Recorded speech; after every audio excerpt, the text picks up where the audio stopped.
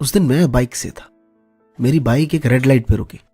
सामने जो आप तस्वीर देख रहे हैं वो एक कोने की तस्वीर है, रेड लाइट के थोड़ी सी पीछे। जब मेरी नजर वहां गई तो मैंने देखा कि एक बच्ची सर डाउन करके वहां बैठी हुई है। तकरीबन वो रेड लाइट 1 मिनट की थी। मैं सोच रहा था कि बाइक रोक के जाऊं या ना जाऊं, जाऊं या ना जाऊं। सिग्नल ग्रीन हो गया। मेरी कार थोड़ी सी आगे बढ़ी, बट मेरा मन नहीं माना। मैं उतर के उसके पास चला गया। जैसे मैंने उसे गया और मैंने उसके सर पे हाथ रखा कि हेलो, तो उसका बॉडी इतना हीट हो रहा था, तकरीबन 104 के करीब या 103 तो बुखार होगा ही उसे। उसने अपना सर ऊपर किया। मैंने कहा, कौन हो तुम और तुम यहाँ क्या कर रहे हो? तुम्हें इतनी तेज बुखार है, तुम्हें तो घर होना चाहिए इस टाइम। तो अचानक वहां पे एक छोटी सी बच्ची, तकरीबन 7-8 साल की, उसी के बराबर की होगी, वो भागती हुई आती है। उसके साइड में जो थैला रखा हुआ था उसमें कुछ पूड़ियां थी, शायद भंडारे से कहीं मिली होंगी। तो मैंने कहा, तुम्हें घर जाना चाहिए इस टाइम। तो उसने पता है क्या जवाब दिया? उसने कहा, नहीं, हमारे मांगने का टाइम 8:30 बजे तक होता है, अभी आधा घंटा हम और यहाँ बैठेंगे। कमाल है यार, 102-3 बुखार, टाइम के इतने पाबंद, और यहाँ हम 10 मिनट काम नहीं करते कि कहता है, देखियो यार बुखार तो नहीं आ गया? सामने वाला कहता है, नहीं नहीं बुखार नहीं है। फिर कहता है, अंदर से होगा। मन नहीं मान रहा आज मेरा, बेचैनी सी आ रही है, थक गया हूं यार बहुत। ऐसी ऐसी बातें हम करने लगते हैं, थोड़ा सा कुछ कर नहीं लिया। ये बातें मुझ पे भी लागू होती, और ये कोई स्टोरी नहीं है, ये रियल फैक्ट है। मैंने उससे फोर्स किया कि तुम चले जाओ अभी भी, मैं तुम्हें कुछ पैसे दे देता हूँ। उसने कहा, नहीं नहीं, आधा घंटा हमें यहाँ रहना है, मेरी मम्मी आएगी, हम उनके साथ जाएंगे। मैं बहुत डर रहा था कि कैसे रह पाएगी ये बच्ची। तो मैंने उससे पूछा कि तुम कहाँ रहते हो? उसने कहा, श्रीनिवासपुरी, तकरीबन यहाँ से 7 किलोमीटर दूर होगा मेरे ख्याल में। मैंने कहा, कैसे जाओगे? उसने कहा, हम लोग पैदल ही जाते हैं यहाँ से रोज। मैंने कहा, 104 डिग्री बुखार और तुम पैदल? बिलीव नहीं करेंगे, उस टाइम मैं फील कर रहा था कि यार क्या है। कसम से मन कर रहा था कि यार जितने भी काम मेरे पेंडिंग है ना, इसी रेड लाइट पे बैठ के सारे निपटा दूं। कहां से आ रही थी उतनी एनर्जी मेरे अंदर कि एक बच्चा मेरे सामने ऐसी बड़ी बड़ी बातें कर रहा है, और मैंने कितने एक्सक्यूज दे दिए अपनी जिंदगी से।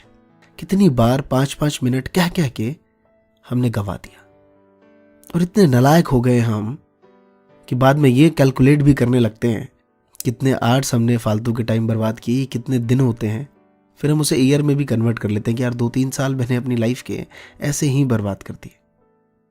फिर मैंने उस बच्चे से पूछा कि तुमने अब तक कुछ खाया या नहीं? तो पता है उसने क्या जवाब दिया? उसने कहा, तुम्हें क्या मतलब? मैंने कहा, नहीं, मैं बस ऐसे ही पूछ रहा हूँ कि जो पूड़ी रखी है इसमें तुमने कुछ खाया नहीं अब तक? तो उसने कहा कि मम्मी आएगी तो जवाब क्या देंगे। कसम से उस टाइम एक ही बात आई कि हम हमेशा कुछ भी करें ना करें ये इंपॉर्टेंट नहीं है, लेकिन अगर हमसे कोई कहता है आके कि आज तुमने कुछ काम नहीं किया, तो अपने अंदर इतनी कठोरता ले आते हैं उस सज्जन के लिए, इतना बुरा भला सोचते हैं उसके लिए कि बताओ दिन भर मैं काम कर रहा था, एक बार आके कैसे कह रहा है? इसने सोच कैसे लिया अगर छोड़ दूंगा इसकी जॉब? या अगर हम स्टूडेंट हैं, पूरे दिन भर मैं पढ़ रहा था, बताओ लोग कहते हैं मैं पढ़ ही नहीं रहा, कल से नहीं पढ़ूंगा मैं। अब कमाल है यार। फिर मैं आगे बढ़ा। मैंने कहा ये बच्चे मानेंगे नहीं। और दोस्तों, मैं चाहता तो उसकी रिकॉर्डिंग में कर सकता था, लेकिन मेरे अंदर इतनी हिम्मत थी ही नहीं। जो पिक्चर भी मैंने क्लिक करी है बहुत दूर से है, मेरे अंदर इतनी हिम्मत थी ही नहीं कि मैं उस सिचुएशन को कैप्चर कर पाऊँ उसके सामने मोबाइल रख के। आज मैं रख लेता तो शायद जैसा सिचुएशन में वहाँ फील कर रहा था, आई एम श्योर कि बहुत से लोग रो देते उस पर। लेकिन मेरे अंदर इतनी हिम्मत ही नहीं कि मैं माइक कैमरा लगा के, फ़ोन का कैमरा ऑन करके उसके सामने फेस पे रखता। तो सामने मुझे एक रिक्शा वाला दिखा। मैंने कहा, भैया श्रीनिवासपुरी चलोगे क्या? उसने कहा, नहीं। मैंने कहा, अभी जाना भी नहीं है, आधे घंटे बाद जाना है। मैंने कहा, कितना लोगे? उन्होंने कहा, 50 रुपये। मैंने कहा, 100 देता हूँ मैं आपको। इस बच्चे को आधे घंटे बाद इनकी मोम आए ना आए, अगर आ गए तो प्लीज़ यार उन्हें भी छोड़ आना, लेकिन इससे ये मत कहना कि पैदल जाना है, कि जिद्दी हैं, क्या पता पैदल चल ले। और मैंने थोड़ा इमोशनली भी कर दिया उसको। मैंने कहा, तुम्हारे भी बच्चे होंगे, वो भी बीमार होंगे, जिद तो हर बच्चा करता है। उसने कहा, सर आप बिलीव रखिए, मैं इसको घर छोड़ के आऊँगा। जब मैं वहाँ से निकला तो मुझे बहुत सी बातें आ रही थी माइंड में कि यार इस दुनिया में बहुत से लोग हैं, कितने को ठीक कर पाओगे तुम? इससे बेटर है खुद को ठीक करो। तो फिर अंदर से एक आवाज़ आई कि आज हम अकेले नहीं हैं, बहुत से लोग सुनते हैं, एक अपील तो करके देख।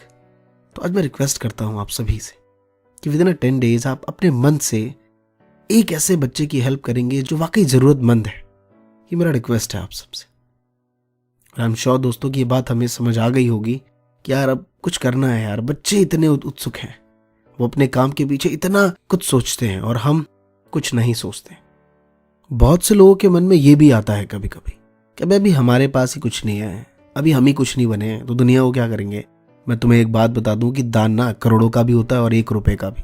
दान की कोई परिभाषा नहीं है, दान पैसों का मूल नहीं है, कि मेरा ऐसा मानना है। और किसी ने कहा भी है कि शिकायतें तो बहुत हैं तुझसे जिंदगी, पर चुप इसलिए हूं कि जो तूने दिया वो बहुतों को नसीब नहीं होता। धन्यवाद दोस्तों। जय हिंद, जय भारत।